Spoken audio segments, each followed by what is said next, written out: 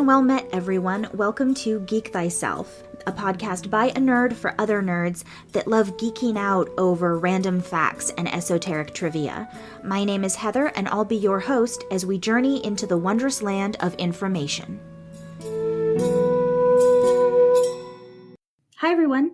Welcome to Geek Thyself. As you saw from this week's topic title and description, depending on how much of it you read, I'm talking about Doctor Who this week. And I like Doctor Who, and I know a decent chunk about the newer Doctors, but I'm definitely not an expert, and I have friends who know a lot more about Doctor Who than me.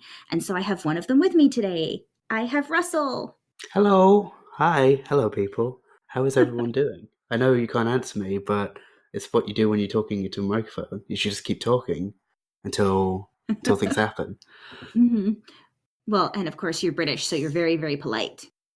I try. I don't know if that's always the case. We can be less fair. polite in on our own, I guess. That's true. My dad's not always very polite either. Mm. He's usually at least nice to service people, though, because he knows they work hard. That is all that matters. Be nice to people. Yes, be nice to the people that serve your food and make your coffee. Yeah. They might be servers. They're not servants. Yes. Okay. Yes. Right. This was a tangent. We're less than a minute in. It's fine. Yeah, but there's two of us now, so there's going to be honestly, I go off on tangents. It's fine. Because we might keep going off on tangents, also, I figured now we should probably just go ahead and talk about the sponsors and everything at the beginning so that I don't completely miss talking about them. Yeah. Russell, for anyone who doesn't know, is on Countless Heroes, which is the streaming show that I've mentioned a couple of times that I'm on as well for the Nerdsmith Network. He plays Finku, the awesome halfling rogue / wizard. Yes. Yeah. That was a weird multi-class, but it's fine. It's fun. Yeah, I play roughly mainly on the weekends, just because, like I said, British time zones, they're great. So yeah, they're very different from ours, though. Yeah. So yeah, that's who I play. I enjoy playing it quite a bit. I enjoy playing with everybody on it. And yeah, there's not really much else to say. Not for that anyway. I enjoy them. Hopefully they won't die. That'd be fun. Oh, jeez. Yeah, let's hope for sure, especially with everything coming up. But two of the awesome sponsors, and the ones I talk about every week for the network, are World Anvil and Die Hard Dice, and they're both also sponsors of Countless Heroes. So that was sort of a very long, fun, geeky segue. Yes. So World Anvil, I've talked about it a bunch, but they're amazing. It's this awesome world building website. So whether you're an author or whether you are a dungeon master working on creating your world and you want special tools and ways to flesh it out and sort of keep all of the information organized, either way, it's an amazing tool, and I definitely recommend you check it out. That's worldanvil.com. Okay, then we have Die Hard Dice, and as in the name, they produce dice. They sell pretty much any sort of dice you could be after. They've got beautiful poly sets, including ones they're producing themselves. Like recently there's been the Moonstone dice, which are these sort of white glistening dice with purple numbers on them, and they're gorgeous, and that's cool. But really, what Die Hard Dice really do well is they have their own specific metal dice casting, I think. Yeah. I think that's the word. They have the molds and casting, yeah. So their designs, if they're beautiful, they're gorgeous. They've got different sort of styles in that range as well. They've got a few different designs, so you can pretty much find any sort of color or style or outlook that you'd like on them. Yeah, they're just great. And the people who run it are great too. Yeah, that is true. Because, yeah. Okay. Yeah, that's it. They're great. Go and have a look. They are. Yeah. And we're very excited to be going. Actually, this episode is going to come out on Wednesday, which is going to be the second day of our subscription drive. So, Hey. yeah, every year at Nerdsmith, well, we've only been around for like a year and a half, but anyway, every year Nerdsmith has a subscription drive um, between April 16th and April 30th. So it's the last 2 weeks of the year, not the year, wow, of April. Of April. And if you subscribe during that time, or if you upgrade your subscription during that time, then you get a bunch of bonus goodies for signing up. And really, the biggest thing is that by doing that, what you're going to be doing is supporting the creators here at Nerdsmith. So people like me and Russell, who are doing this because we love it, Yes. but, a little extra money to help buy the research books doesn't hurt. Yeah, need food, need shelter. Yeah. Need Doctor Who comics, not whatnot. Yeah, all those things. Yeah, all of those things are pertinent and important. Yes, that they are important to my survival as a human being. All of them. Don't look at the list. What? Pay no attention to the man behind the curtain. Yeah, don't look at the book. It's fine. No, it's fine. Yeah, so all of those things are things that different creators spend money on. Some of the creators might spend it on schooling. Others are spending it on improving their audio quality or their video quality, depending on what kind of things they're producing. But we really appreciate that support from our subscribers. Depending on the sort of level that you can afford to give, depends on sort of how many people that you can help with that. If you want to, there's obviously no pressure to, but any support is greatly appreciated. Guessing there'll be more information when the subscribe actually starts about that. Most of it's going to be coming out during the SubDrive, and we're going to have a lot more information on the specifics. Yeah, that makes sense. Russell and I are recording this a bit before the SubDrive actually starts. Yeah. So not all of the information has been finalized is the only reason I'm not going to go into the details. No, that makes sense. Apart from that, that's pretty much everything I think we need to talk about before tangents start, I think. Yeah, very true. And yeah, before tangents start, because we haven't gone on like 6 already. Details. So moving on, we're going to start talking about Doctor Who. I promise we're going to talk about Doctor Who at some point. Maybe. Roll on. But so in terms of the original Doctors, the original series. Yes. And the new series. So something I want to do, I'm not really meaning it to be clickbaity. I'm just curious. All right. So please, nobody at me, nobody at Russell, no one get irritated. This is our opinions. It is not fact. So don't think we're saying that you're wrong if you think something different. No. But I kind of want to talk about who our favorite Doctors are and why. As part of the discussion. Sure. Not necessarily who's the best Doctor, because that's subjective. Fine. Fine. But who our favorite is. Do you want both? Or do you want it just from, like, in general? I was thinking we could talk about some of the original Doctors. Yeah. We're going to have to kind of pick and choose because it's only a half-hour podcast. Yeah. But we could start with them and then compare to the newer ones and talk about which ones are our favorite. Okay. So for anyone who is watching through Doctor Who and hasn't gotten caught up to the last season, I'm not fully caught up either, but there might be spoilers and everything we're going to talk about today. I will avoid most of that. Yeah, I'm going to try. Yeah, I don't want to be spoiling things for people. So, yeah, because I think I'm like the only person who knows bits of it. Even some of it I've forgotten, which that's not good. I might need to rewatch it. Oh darn! No, oh darn! No, the issue is finding time. That's the real problem. Yeah, no, I agree. There's a lot of seasons. Yeah, there's 26. There's 36. If you include all the original. Yeah, which I do. Speaking of, let's start there. Yeah. So I really don't know much about the first series of Doctors. I know a little bit about, oh my God, I just blanked on his name. John Pertwee? The one that came back for the new season is the War Doctor. John Hurt. Yes, John Hurt. Fun fact, he didn't actually ever come back. He was created for that episode. He wasn't actually in the original series at all.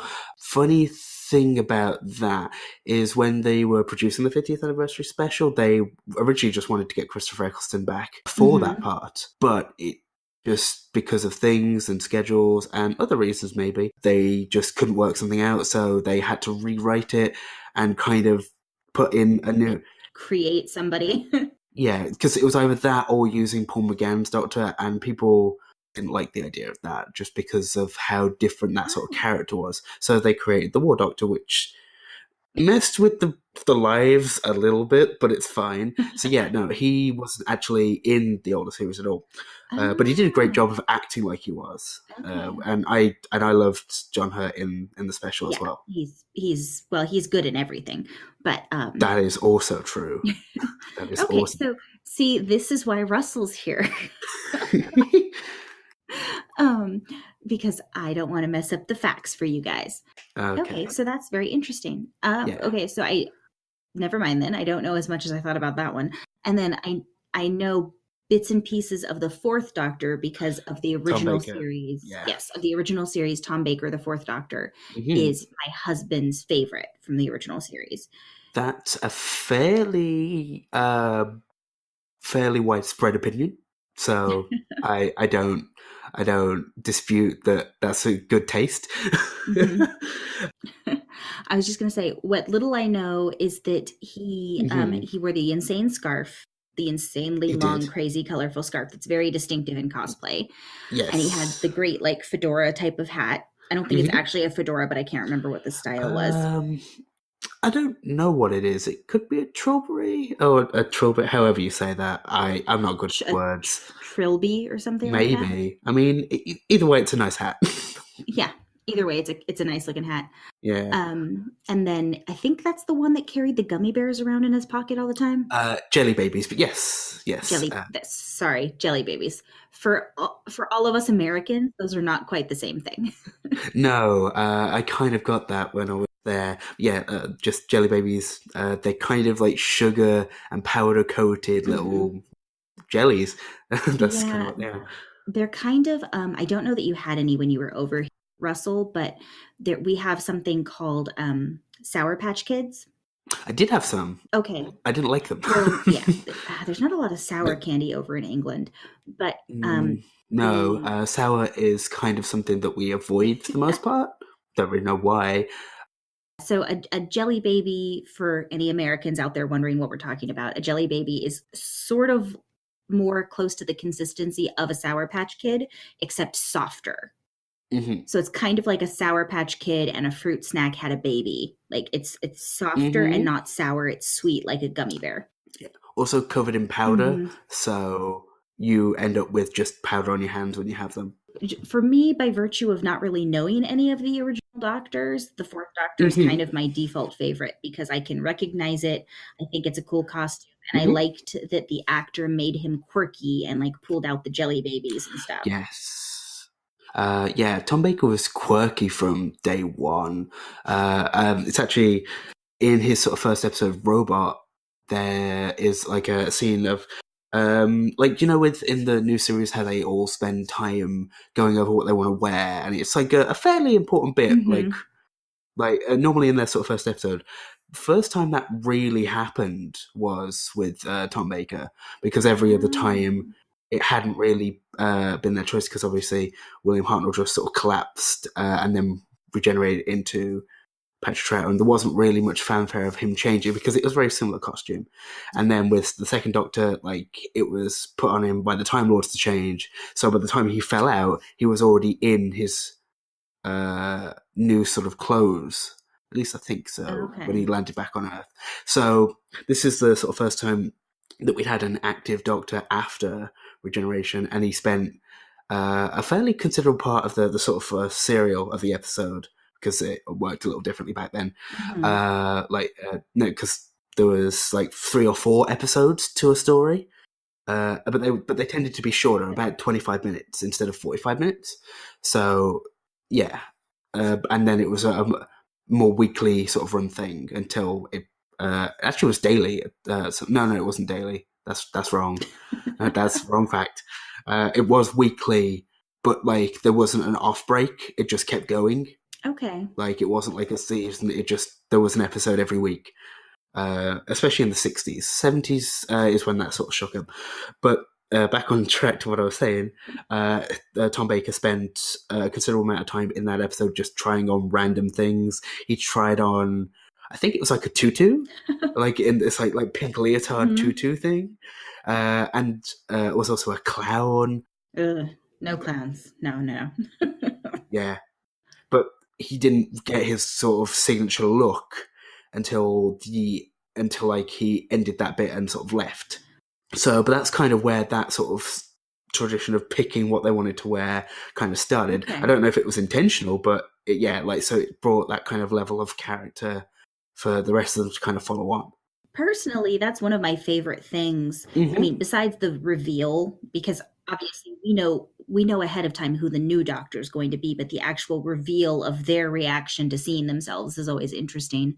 But my second favorite thing about a new regeneration is always seeing what outfit they pick, because we don't always have that kind of information before the season, before the new Doctor comes on. And so it's interesting to see how their personalities reflected in the clothing they pick.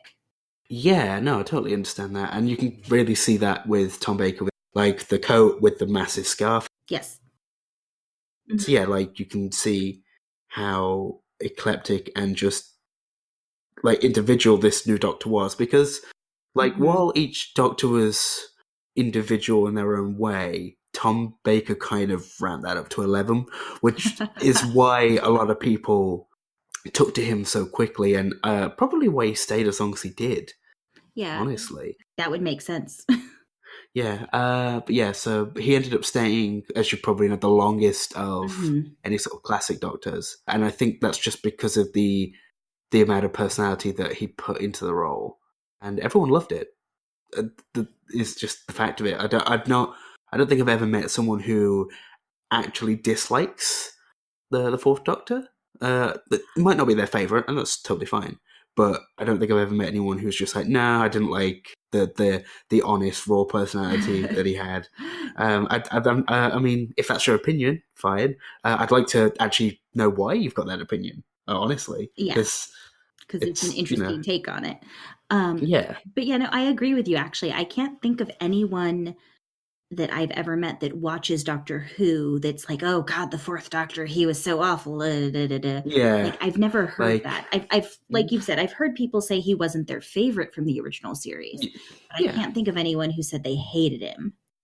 Yeah. I mean, but when there's 26 seasons and like 600 odd episodes, there's a chance that maybe he won't be your favorite. But I just feel like I've heard those sort of complaints and that kind of thing about other Doctors, and especially about other sort of writers and stuff, or eras and stuff. But we're companions. Yeah. Well, fair enough. You're not wrong. But I've never heard that anyone actively dislikes Tom Baker. Yeah. And I just can't, and I can't see it being possible. But hey, that's a totally biased opinion, totally biased view. Yeah, I mean, honestly, there's probably someone out there who doesn't like him that much, but I've never met someone. Okay, so basically, we both kind of agree, and I think, like you said, he ramped it up so high that it was almost like he was the most human, the most relatable out of all of them, because everyone has that one person they know or that one friend where you love them to pieces, or like maybe they're a family member and you can't get rid of them. Yeah. But they're quirky and you love them. They're amazing. They're good people, but they're just kind of weird. Yeah, but it's not like creepy weird. Right. Not creepy weird, just like you're a little different, but I like it kind of weird. Yeah, it's like weird, different, like you can imagine that the Fourth Doctor would say there is no difference, they're the same thing. But he's still very much the Doctor. You can trust him, or Doctor Who, whatever you want to call them, that's fine. And I always think of them as the Doctor. I don't know. Yeah, but well, I mean, it makes sense that both of those sort of things happen, because they've been referred to in credits as both Doctor Who and the Doctor. Yeah. Like for Christopher Eccleston's season, it was Doctor Who, and then Mhm. from onwards in the new series, it's been the Doctor, and it was the same for the first Doctor as well. He was referred to as Doctor Who. I don't know when they actually switched to calling him the Doctor in the credits. I'm not sure, Oh, but I don't I know know. that there was a change. That's a good So point. yeah, I'd have to look. I don't know either. Okay, so I have a question, and this goes across. Obviously, mine's going to be from the newer seasons because I haven't watched the yeah, old sure. ones, but Mm. across the board, what is your favorite opening line? Oh, from the Yes. Doctors. Okay. You say yours first because I need to. Because you have more to pick from. um, So I yeah. think my favorite, for multiple reasons, both because it was my first episode of Doctor Who, like actual full episode where I wasn't just watching bits and pieces, and also just because it's so distinctive and so immediately draws you into the story and trying to figure out what's going on. My favorite opening Doctor Who line is still Eccleston in the first new series season, when he just looked at Rose and said, "Run." Yeah, that's a really good one. Yeah, that's fair. Oh, yeah. Actually, I think it was more like "Run," but Well, yes, and then they did a lot of running. uh-huh. So yeah. Um. Well, I mean, it didn't normally become a thing like in the classic series. That's fair. It wasn't really the same way it is now, where like everyone's like, "Oh my god, what's the opening line going to be?" Yeah, I mean, it obviously matters. I think maybe after we've done this, we should talk about ending lines because that is normally Oh, more like impactful those are and good. yeah, people tend to remember those. I guess because it's sort of the first time it really happened, and we kind of saw it in the new series. It would have been the regeneration between 9 and 10 when like they kind of had that sort of amnesia Hmm. effect come in, like where they can't remember things and they're not sure on things. So like when they're checking themselves, and it's just like when he's talking about uh like he's got new teeth, Hmm. and how that's weird, and then cuts back to the conversation he was having. Rose's reaction kind of helps with that a bit. That's true. Yeah. And I really like the 11th Doctors as well for the same, but that's one where he's talking to himself about everything, and it kind of goes on for a little bit. So yeah, Hmm. that's kind of, I think, yeah, Run is definitely really good too. But that's mainly because it wasn't like their first line. It's just because that's the first time we saw them. Yeah. That would be a weird thing to say as soon as you regenerated. Just run, like that's a bit sinister, but it's fine. But that would be terrifying, actually. Yeah, a little bit. So yeah, like the newer Doctors have sort of better openers in general, Yeah, but I that's would because the agree. older ones didn't take they didn't make much fanfare about it, honestly. Right, that's the thing. Well, because if I'm remembering correctly, wasn't Doctor Who not that popular when it was original series? Like, not Oh some of them were more popular than others, but just in general, it wasn't yes, the huge thing that it is now. yeah, no, it's definitely much more widespread than it ever Hmm.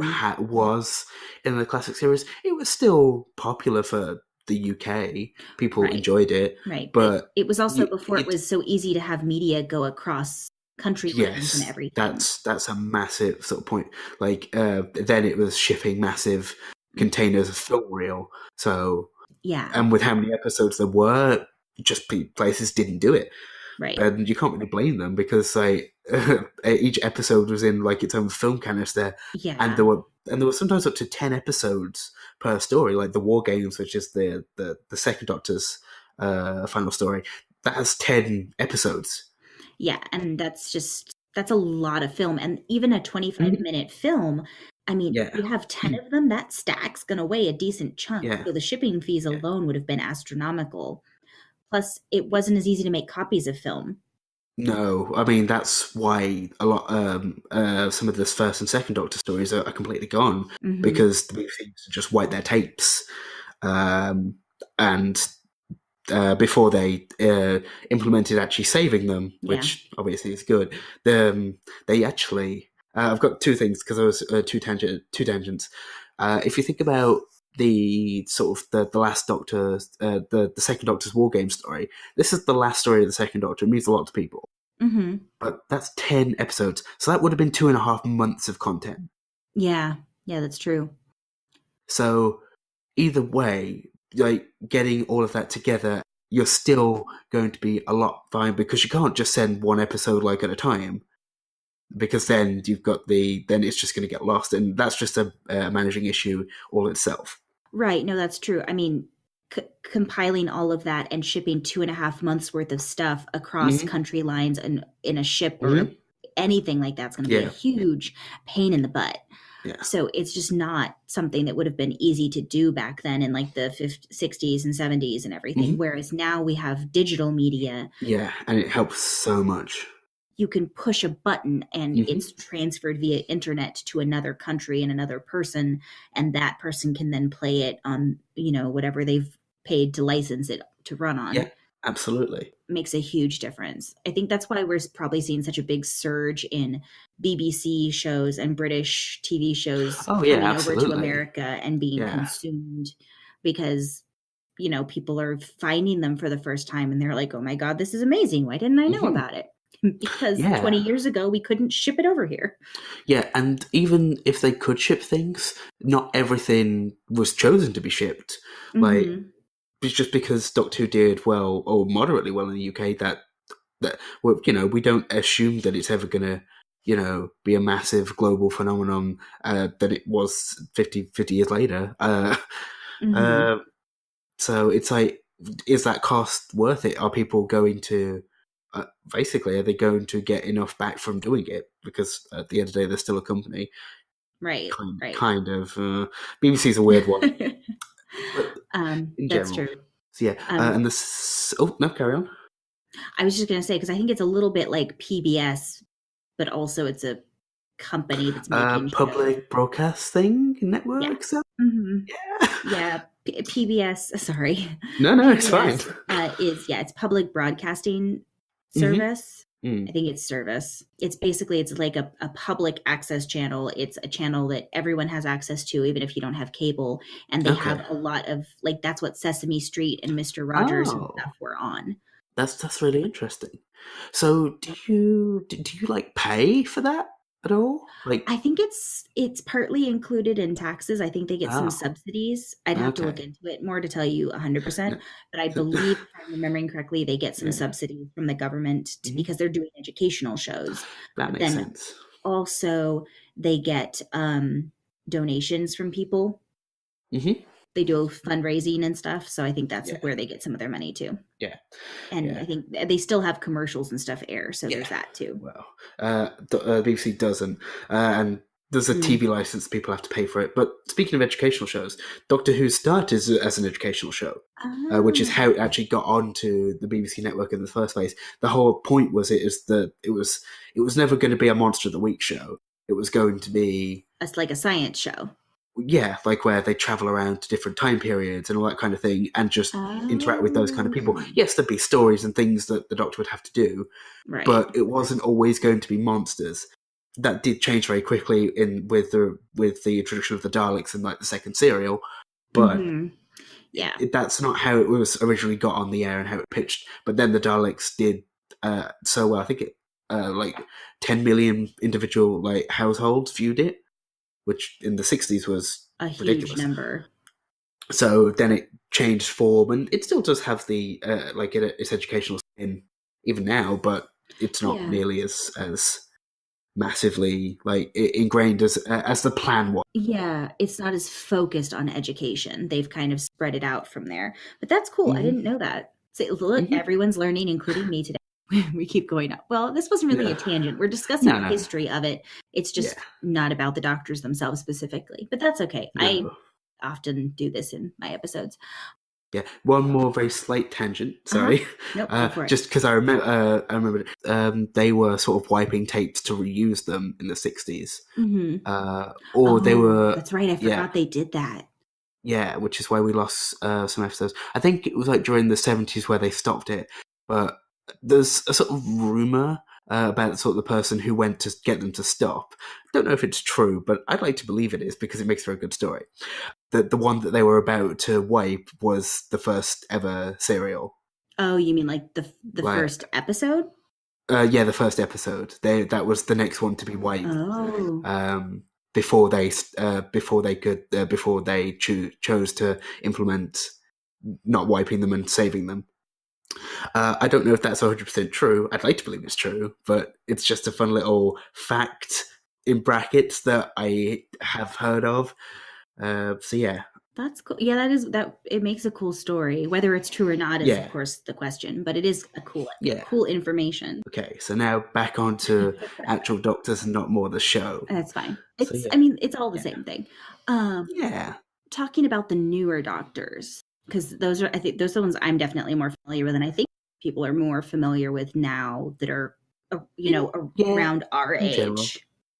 No, that's definitely fair because even though you can get a lot of the older episodes like on sort of services, like it's still much more of a chore because like all of the newer episodes are like on streaming services like Mhm. Netflix. You can watch them all without any sort of issue. Right. Still, finding classic gets harder because there's no real precedent for syndicating those kind of shows. Oh, yeah, I could see that because they're so old and they were shot differently.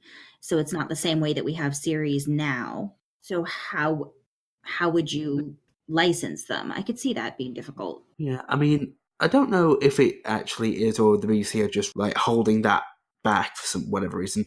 I know that services like BritBox, I've heard of it exists at least the American market where they will just mail you like the DVD and that's how you watch it. But that's still not like as up to date and as immediate as Streaming. everything else is. Yeah. Yeah. So it's definitely more of a you need to you need to put in a little bit of work to watch the older stuff, and some of it like there's a lot there. So it's whether you can actually get through it all because I've not even seen everything. I've seen bits and pieces of most everything, but Right. I've maybe only seen maybe about half. That's even probably an overestimation of how much I've seen. Yeah, because like you said, getting a hold of the episode. I mean, some of them were wiped, and some of them you can't get Oh easily well, on streaming and stuff. yeah, yeah. I mean, in the UK, it's a little better just because it's homegrown and stuff. Mhm. So like some libraries have like them for rent, like so you can rent them from that. But in general, if you can't, then you just have to go and buy them. But even again, you still can't buy them on sort of download. I'm curious. So, who's your favorite companion? Mm. And are there any that you hate? Okay. Because I know there's a couple of the companions that people have very Oh, strong opinions on. hate is a big Dislike word. or like less. Yeah, I mean, of course, there are the ones that Uh-huh. I like less. Favorite, Mhm. from sort of newer stuff.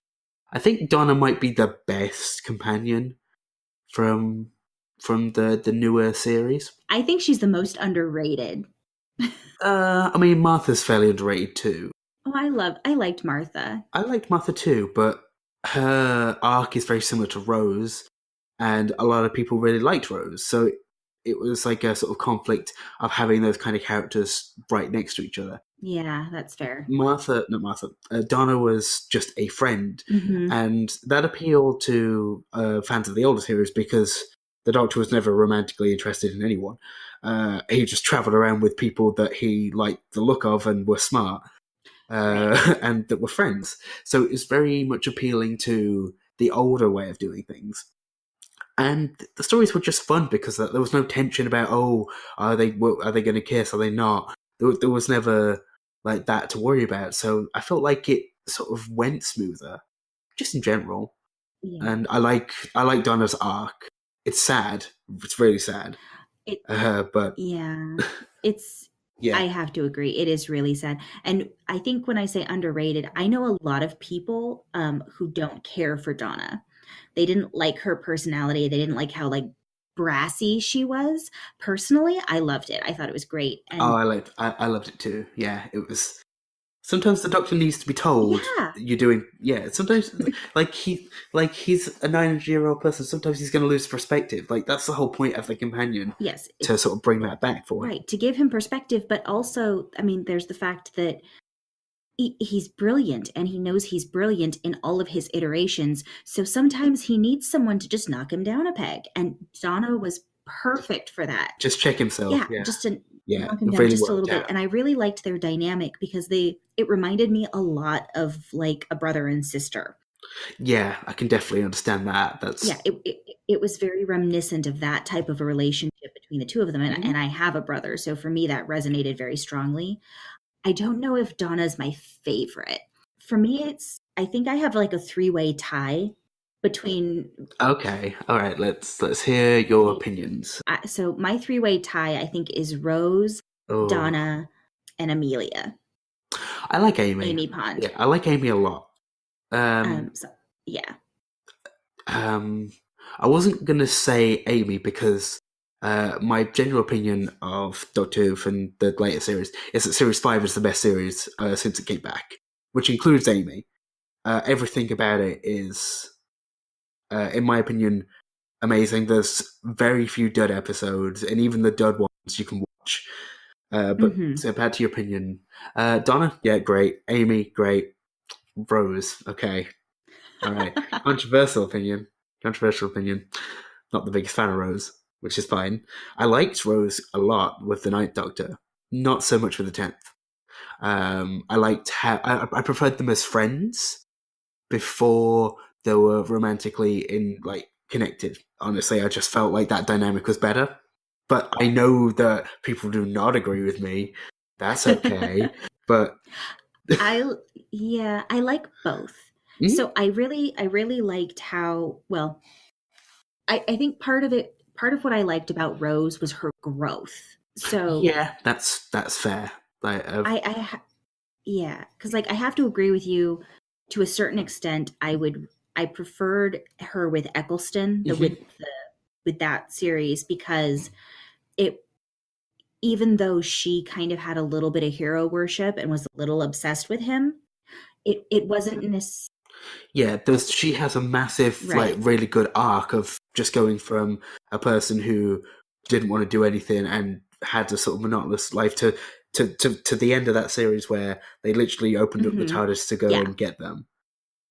Yeah, the arc there is really good. They learn a lot, and it's a really good introduction for the series to come back. I would completely agree with that. Rose was a great character for the audience to resonate with because everyone can resonate with having a 9 to 5 job that they don't want to do, ugh, having a just going out doing random things, trying to enjoy life as much as you can, but like everyone can sort of get behind that idea. Rose was a really good person that everyone could relate to in some way. So I definitely agree that Rose is great for that. yeah. And yeah, that's true. I feel like all of the ones that we've mentioned have something about them that can resonate with a lot of people. Like you just mentioned with Rose, she's Hmm. stuck in this job that's boring as heck and she doesn't really enjoy it. And then she No. gradually grows into this like really strong woman. And Hmm. like with Donna, yes, she's a little brassy and very Hmm. in your face, but she's almost like everyone's inner voice. Like when Yeah, like definitely. Like that's the person you'd like if like your brain was like fast enough to think of that thing on the spot and put someone down. Like, yes. yeah. Yeah, she is the inner voice that we all keep filtered. Hmm. Like when especially when someone's irritating you or you're stuck doing something you don't want to. Like every time she rolled her eyes at her mom or something like that, I was like, Mm. "Oh my, I've had moments like that." Yeah. But I Uh, didn't do it, but I've had moments where I was doing that yeah. internally. No, definitely. And then with Amy, Yeah. I feel like everyone can relate to having that moment, even if it's not a long time, just at least having those moments or two where you're confused about a relationship or Yeah, definitely. unsure if you're in the right one. Yeah, I mean, the Doctor is a big exaggeration on like because of course everyone would like to be with them. Mm-hmm. because they travel around time and space. I mean, just in general, people would like to travel, but yeah, he's like the problem is that is appealing to people, and Mm-hmm. while he's not interested at all, like you can totally understand why someone would get totally swept up in that. Absolutely. Agreed. Yeah, and I do I liked, again, trying not to do spoilers, but I really Hmm. liked the end of Rose's arc with the Yes. doctor and the way that they wrapped it up. The very end, the end Yeah. that happens later. Sorry guys, trying not to do spoilers, so that's why we're being so vague. Um No, yeah. I had to remember which bit you meant, but yes, I'm with. yes, but I like that ending because Hmm. they really did it in a way that could satisfy everyone, Yeah. which they didn't necessarily have to do. I No, understand not at all. creating some angst among the fans, but I Hmm. like that they took the time to do that and that they took the time to go back and really give Rose a happy ending. Yeah. Definitely, that's fair. Like bittersweet for the sort of context of it. Right. Again, not spoilery, but definitely, definitely something that you're at least happy to see end. Which, Yes. like you're right, you don't always need it, and it's not always going to happen. But you But know, it's yeah, nice. yeah, it's nice when it's there. Okay, so now we've Yeah. talked about our favourites. I think because of our sort of choices, we're going to have a opinion. But let's talk about this. Who do we like not like as much? Because I think we're about to say the same person, and that's not going to surprise me. um Because mine is Clara. I don't like Clara. Yeah. Like so in terms of the companions, she's not horrible. And I really liked the way they introduced her. I thought the way they Yeah. introduced her initially was really cool. But Yeah. Definitely agree with that. I just But I don't like the way she played the character. no, I get that. I actually have like a fairly good, strong opinion on this. I feel like it would have been so much better if the Doctor ended up traveling around with the Victorian Clara, Yes, I agree. because that character was better. Again, had that kind of feisty nature which Donna had, but was not quite as sort of intense.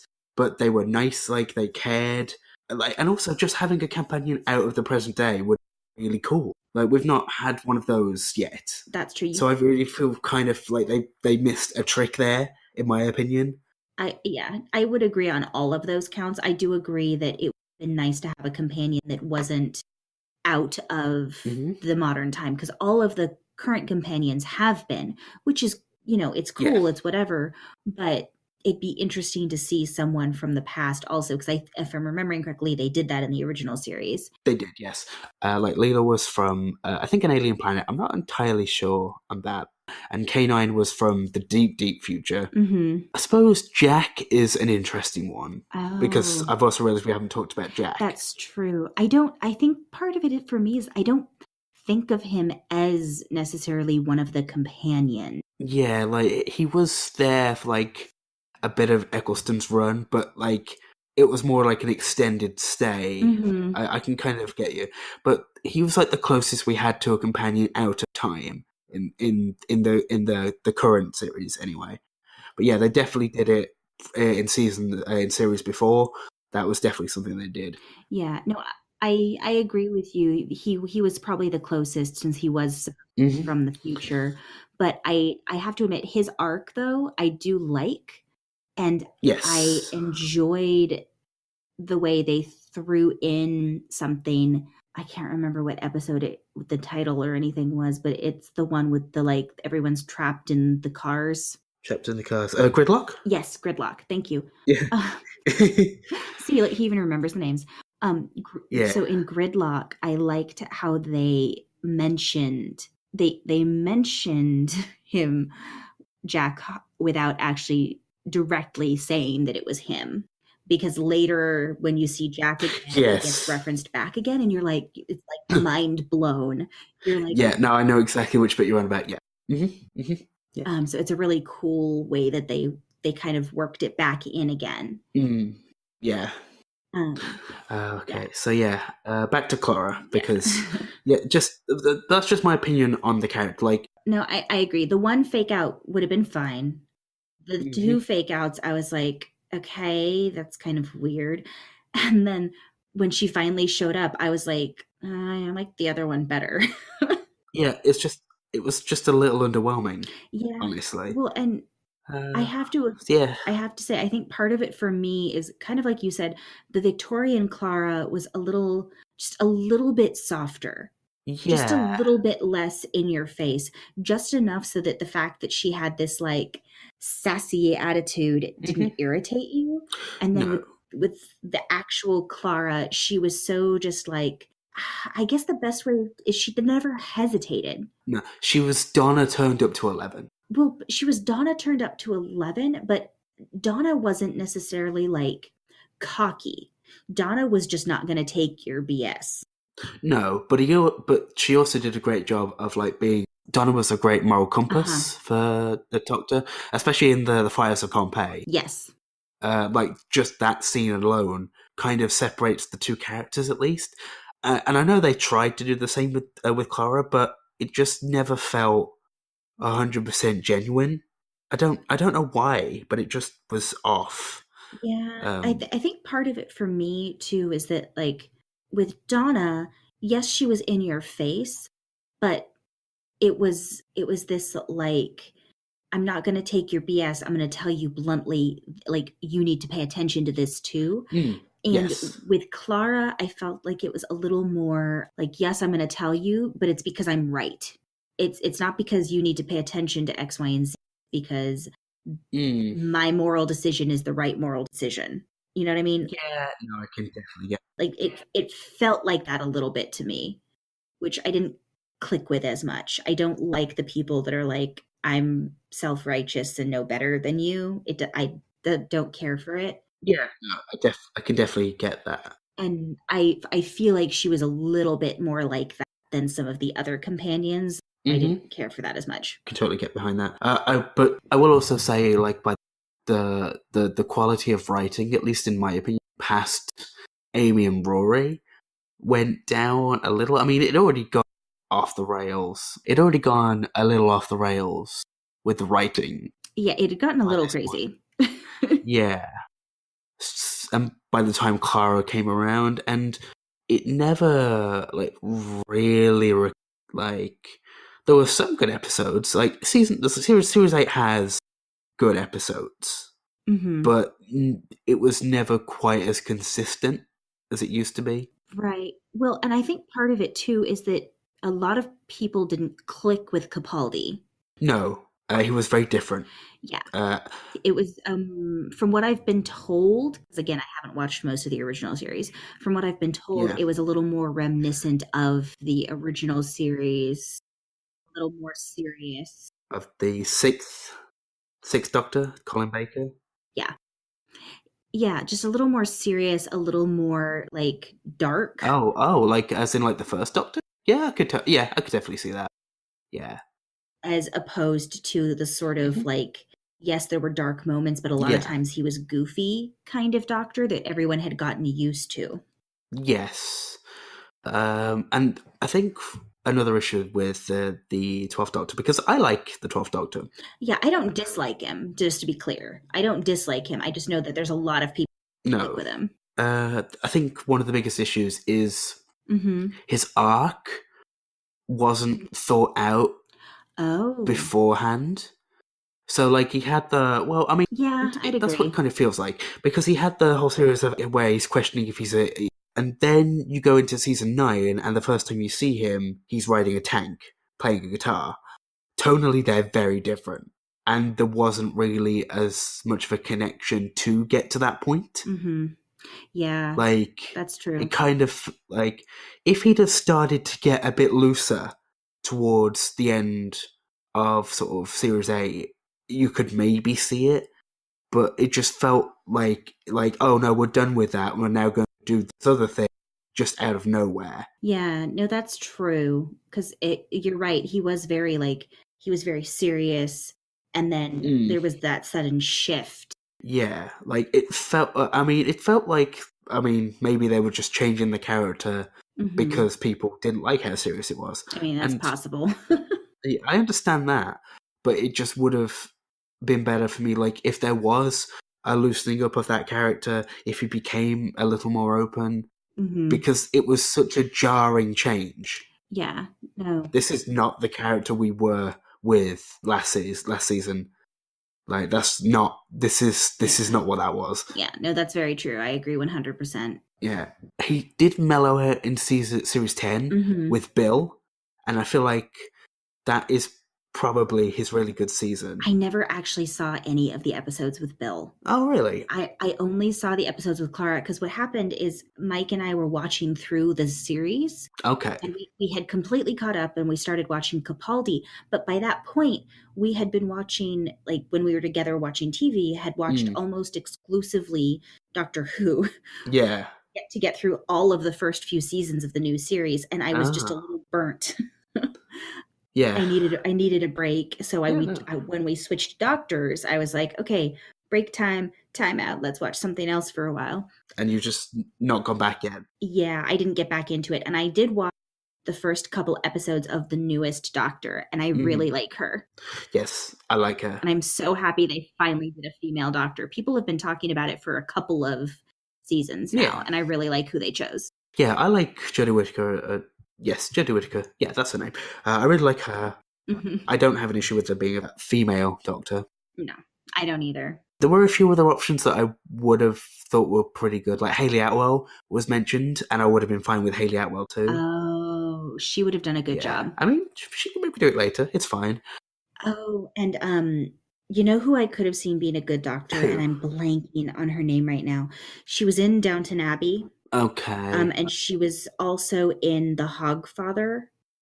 It's Michelle Dockery. Oh, okay. Yeah, I can see that. I really like Michelle Dockery, and it's true that she's like both of those roles are more serious, but I've seen her in some shows where she was a little more comedic and she pulled it off pretty well. I mean, having that range is always good because he can be serious. Yes. Like, sometimes he needs to be. Right. Or they need to be, I suppose, now. Mhm. Yeah. But then if I don't know if you've seen The Hogfather, which is a Terry Pratchett book-based movie. No, I've never seen that. She did a really good job, I think, of portraying Susan, Death's granddaughter, who, has that very like sarcastic, sardonic, very I've seen it all, I'm kind of done with the world sort of attitude. But at the same time, she stops and is like teaching the two kids that she's the governess of not to be scared of the monsters under the bed because you can fight back. Mm-hmm. Okay. Like stuff like that, where I feel like she also could have been a kind of a fun choice. I don't know if I think I like Jenna Whittaker better now that I've seen her doing it. Yeah. But I would have loved seeing Michelle Dockery in the role too. Mm-hmm. I mean, but that's always the case. There's always going to be like a range of people you'd like to see in the role. Yeah, that's very true. And sometimes they sort of they surprise you with people. Matt Smith, very much unknown before Doctor Who at all. That is very true. Yeah. So yeah, just in general, going back to sort of companion stuff, Clara just didn't nail it for me. Yeah, same. I know my husband really likes her. He likes her as a companion. I'm like, I don't hate her, but I don't like her either. She's just kind of there. Yeah. I'm not sure if it's her fault or if it's the writing's fault. I think it's the writing because, I mean, think about it. We both liked her as Victoria and Clara. We did. So I don't think it was the actress's fault. No. I think that was probably how she was directed to change the character. Maybe. I could get behind that. Yeah. So I don't feel like it's necessarily her fault because if it was the actress's fault, we wouldn't like any of the iterations of Clara. You know what? That's a fair point. I didn't think about it either. The actress herself, whose name I'm blanking on. Jenna Coleman. Thank you, Jenna Coleman. She did fine, but it's just that the way they changed Clara as they changed which iteration of it she was, I just didn't like the one they picked to be the one that stuck around is all. Yeah, no, I can agree with that. I also don't like where Clara's storyline went into the 50th anniversary. Like, I don't like what they did with that. Again, spoilers trying to avoid how that storyline came to a head. I feel like it was making that character far too grandiose. So, but that's as much as I can say without spoiling anything. Giving things Yeah. away. Yeah. So yeah. Yeah, I could see that. I really like the new companions Oh yeah. with the newest Mm, Doctor. The 13th Doctor. yes. I really like the companions they have with Hmm. her. I like that there's 3 of them. Yeah. I like that they're all so different. No, that was a really nice and change that we haven't really seen Mhm. uh, in New Doctor Who. Like, there was obviously the end of series 4 where there were quite a few people with the Doctor Right. briefly, but not traveling. So it Mhm. was really nice to sort of go back to the sort of classic look there, because in the classic series it was common to have 3 companions. Oh, okay. Well, I mean, the fact is he normally had, or at least in classic series, he normally had multiple companions. Like, he started with Susan, Ian Chesterton, and Barbara Wright, who were his granddaughter, and 2 teachers who were teaching his granddaughter. So, like, the first sort of companion sort of group was 3 people. Okay. So, I mean, it fluctuated. Obviously, sometimes it was one person, sometimes it was multiple. But Right. they were much more open to having that many people. Right. To almost having like a little family unit instead of just having it be Mm. a couple. And I kind of almost wonder if maybe that's why they chose to do it with this newest Doctor, because the newest Doctor is a woman, Yeah. and so they might not have wanted people to start like shipping her with whoever the companion turned out to be. Yeah, I can get that. That didn't really work. Uh, Well, of course not, because people are going to ship anyway. But that doesn't mean they have to encourage no, it. no, that's fair. I mean, to be fair, we can't really complain about shipping. We do it I with know. everyone on Countless Heroes. That is uh, incredibly true. yeah. But also, like you said, it because I remember hearing that there were multiple companions sometimes in the old series. I didn't realize it was Mm, common, but I remember hearing that it happened. So it wouldn't surprise me if part of the reason they went back to multiple companions for her mm, is that because they were making such a big change for a lot of people and mm. having a female doctor, they decided they wanted to bring something back in from the old school show as well and have more companions. Yeah. Yeah, I could definitely get behind that. And they Yeah. balanced out the group, quote unquote. There's the 2 guys and then there's 2 women, Yeah. which of course is going to result in some pairing off shipping that people do Uh, outside I in mean, fandom. you'd hope But not, because 2 of them are technically now related. So mhm, you'd hope that that wasn't the case. But yeah, but um, you never know. you never do know with the internet. There's all sorts of things. Yeah, no, that's very true. And on that pleasant note, um, last question. Sure. And I have a feeling this episode is going to be longer. Oh yeah, definitely. So, Mm. last question before we call it into the episode Hmm. is, who is your favorite new series Doctor? 11th. I don't.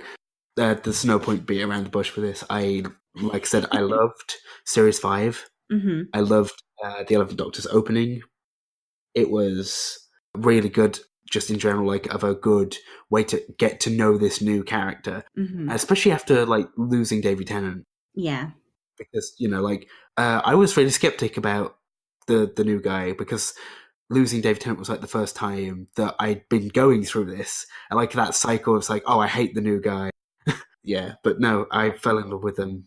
Well, and like you said, he was an unknown. Like no one knew who Yeah. this guy was. Who's Matt Smith? Who Hmm. is this person? Like people had Yeah. at least heard of David Tennant when he was Yeah. chosen Oh yeah. to replace Eccleston, and a lot of people were like, "What new Doctor? Mm. Who dis?" But when like, they heard about Matt Smith. David Tennant has become, for the most part, the favorite for like the new series. So when you go to replace him, same thing happened with Tom Baker. It's always going to be a struggle Yeah. because people love them so much. But I just fell completely and utterly in love with his character Yeah. throughout all of the series. Like, he was good even when the episodes weren't that good. No, that's He true. was still a really good person to follow, and I enjoyed that. Yeah, he did a really good job of acting the role. I have to admit, David Tennant is Hmm. also my favorite Doctor. And Um, I'm not surprised. yeah. He did amazingly Uh-huh. with. Well, and I mean, also the other thing is too, if you stop and think about it, Mm, the the companion that you and I both said we loved, Donna, he was the doctor for Donna. So yes. it makes sense that if we're drawn to the companion, we might also be more drawn to the doctor because the interactions between the two of them are going to be part of the reason. Oh yeah, definitely. But I liked seeing the differences with him between the different companions. Yeah, I was just about to say this. With Matt Smith, it's a little harder to sort of gauge because yes, he had Amy and Rory, And that was and it. well, he also had Clara for a small amount of time. Yeah, not really. I mean, she was there. Yeah, kind of. And I guess he sort of had River. Sort of. Briefly, but either way, like with the 10th Doctor, it was everyone got a series. Mm-hmm. Like he had three like very much companions, and then obviously in the specials had like people he travelled with. Right. But like it was like there was more opportunity for different characters for him to bounce off. I can definitely agree with you there. So Yeah, yeah, that's true. And actually, he even had, because wasn't Martha with Tennant also? yeah, So he even had some, like one or two that were short lived ones snuck in there. yes. Well, I don't know if Arthur was super short lived. Well, no, I guess She had that's true. She had most no, of it yeah, because Rose was gone. yeah. He also did have River briefly, That's but true. And Jack. again briefly. But yeah, Yeah. I've got to say the Martha storyline was one of my favorites. Again, not spoilers, just in case people don't know what I'm talking about. But yeah, that whole few episode arc is great. Yeah, I like what happened with her after. And Mhm. I like how they tied her back to some of the previous companions. Yeah, Again, without being spoilery. yeah. No, I think I understand what you mean. Yeah, I thought it was a cute way to tie everything back together a little bit. Oh, yeah, I'm with you. I'm with you. Especially because it makes sense because after traveling with the doctor so much, you're not just going to want to go back to an everyday desk job. No, that's definitely true. Like he's going to have an effect on you. Yeah. I really like how they ended David Tennant's run. The way they Yeah. handled it and that last piece with Donna Yeah. and the gift and everything, I'm just like that was amazing. Yeah. It was Yeah. literally like a perfect way for him to say goodbye to the companion that Yeah. was his best friend and like his hmm sister. Yeah. All of that bit Oh, had heartbreaking. yeah. Although as a last real bombshell topic to end this, I'm Mm. gonna say I don't like his regeneration. I don't Which like one? You mean like you don't like when Ted showed up, or you don't like the way he? he left. I don't like Ah, his last line. I don't like it. I don't remember Um, what his last line is. it's I don't think this is spoilery, but it's just I don't want to go. Oh, yeah. I don't like being kind of like that at the end because just every doctor before it had come to terms and accepted. Mm-hmm. So I feel like it robs the character of just a little thing there. Yeah. I But that's just my opinion. I understand that a lot of people like it scene. I feel like it was a little bit of fans. That particular phrasing Yes. and stuff at the end was a little bit of fan service, um, Yes. as Yeah. opposed to necessarily 100% being what the character would say. I agree with you Yeah. that after all of these iterations he's supposed to have had, it would make more sense for him to have come to terms with the fact that sometimes he's going to have to regenerate. But Yes. also, I get where you're coming from, but I kind of like the idea Hmm. that at least for me, my headcanon, is given the way they ended it with him visiting some people, um, Yes. I feel like part of it is because, if you go back and look, he really did have some of the best companions, some of the Yes. most Yeah. loved. Now everyone loves Amy Hmm. and a lot of people some people like Clara and Um, but I feel like just he had some of the best companions and companions that people were really attached to. Definitely. So for me, my headcanon that I kind of like is part of it is that it wasn't just because he's not ready to regenerate, because he's done this how many times now, Yeah. but also because he doesn't want to say goodbye to those people Yeah. completely. And every time he regenerates, because he's so different, he might see them like briefly, but it's never the same. hmm So Yeah. I feel like that I could understand, especially with the stuff that I'm going through for Soxy, my character on Countless Heroes, who's losing memories and stuff like that because Yeah. of things that are happening. You know, she also is like, every time it happens, it hurts her to have to say goodbye to something and lose Yes. something. Yeah. I can definitely get that. So I feel like because of having done that with Soxy, I kind of understand might have been from with Tennant even better when he had Yes. to say goodbye as the Yeah. 11th Doctor. Yes. Yeah. I know, but it was heartbreaking. I was Yeah. so sad hmm for so many Yeah. reasons. All of the scenes made me sad. And I loved that, of course, Martha knew. I think most everyone knew. Jack Yeah, knew. well, Donna didn't. Jack knew. Yeah, Jack knew. Donna didn't because she didn't even. Yeah. Uh, Um, like, yeah, like some, like the people who like still, without again being spoilery, have knowledge of what happened. They knew. mhm. Yeah, Yeah. So yeah, that's true. like some people didn't. And it's yeah. It, oh, Hmm. oh. Just thinking about it, it's tough. It's because it's really well done. It's really well done. It's the Yeah. problem. Well, it's not a problem, Yeah. obviously, but But yeah, it's why you feel it so hard. yes. And it's one of the things I like about Doctor Who is you get all of these highs where like there's crazy antics and you're like, who thought up this alien that's insane? Like that's a crazy alien to imagine. Mm, Like the last human, quote unquote, that they have in some of the earlier um episodes with Eccleston hmm and Rose, like just that kind of stuff that they came up with. You're like, who thought of Yeah, this? But then there's also moments where you're like, it's so gut-wrenchingly painful because you're watching someone basically say goodbye forever to their best yeah, friend. And it's painful. And there's all these highs and lows and everything in between. And it just makes for a really good show. yeah, Spoiler alert, it's a really good show. You should go yeah. watch it. If anything, just why don't we both give one episode that we think you should watch if you've not seen the show to get into it? Because Ooh, I've got mine. that's a It's again from David Tennant's run. It's called Blink. oh Yeah. god. Oh.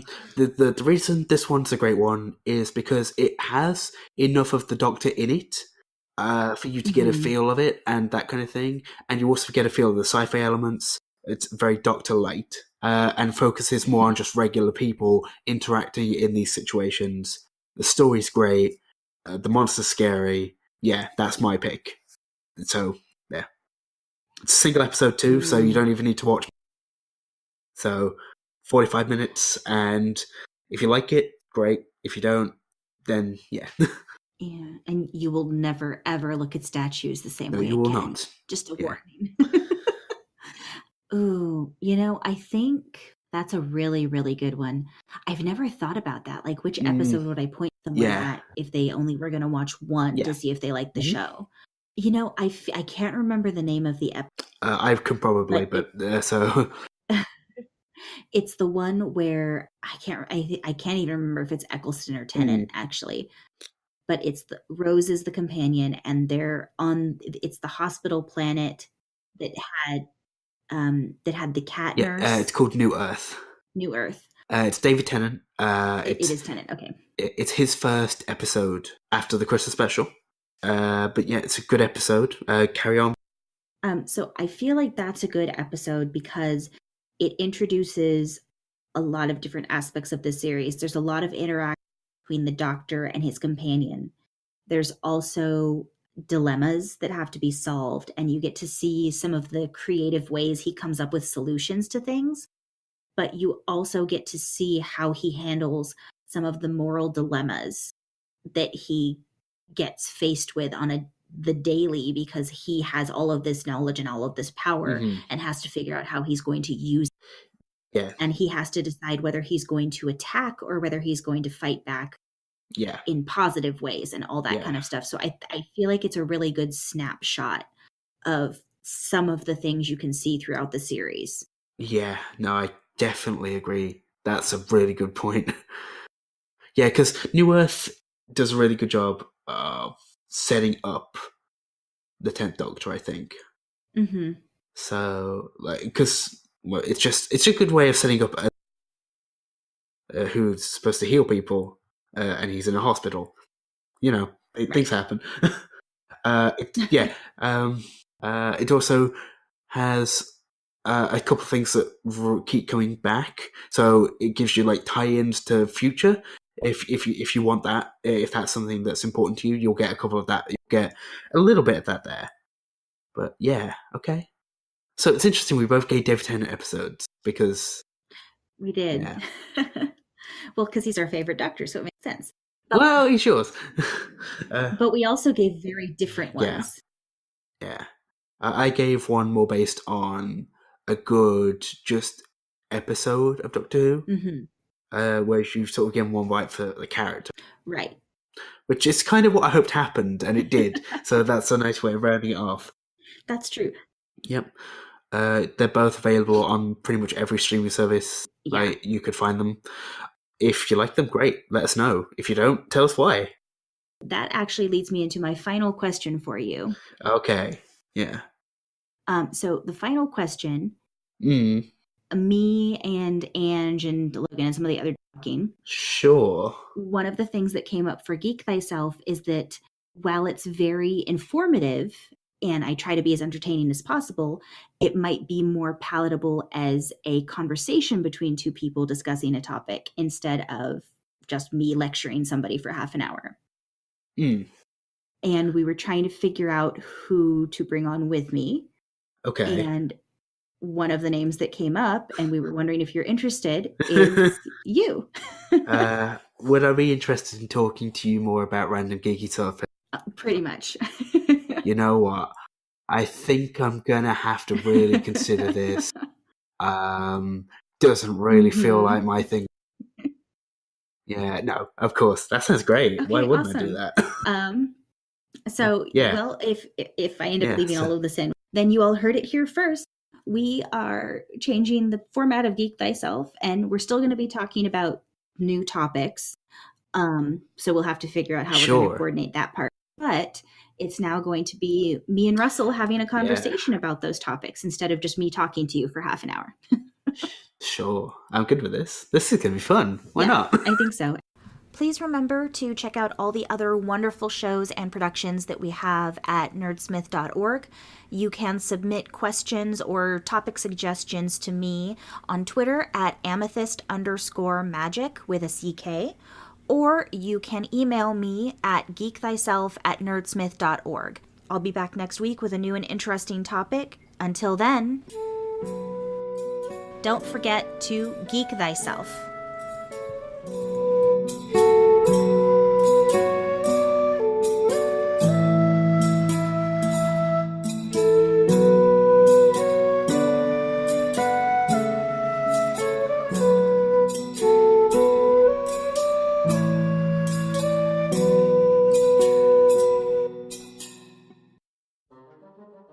Clearly was pretty smitten, taking her back and showing her stuff, so...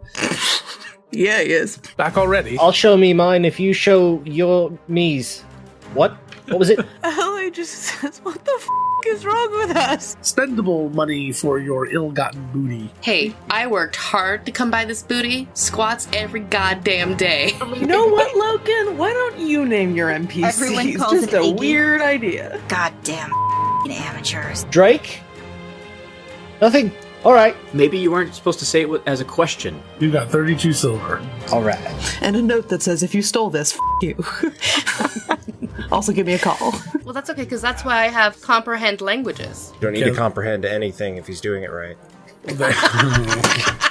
Shenanigans, an actual play D&D podcast, available on nerdsmith.org or wherever you get your podcasts.